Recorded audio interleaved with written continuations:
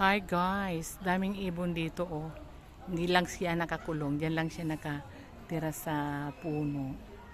Yan, may isa diyan na nandyan. Oh, yan siya. Tapos doon lang sila oh. Tingnan nyo guys, dami. Oh, dito. Oo. Gustong gusto yan ni Piyong tiger. Oh. Oo. Ah.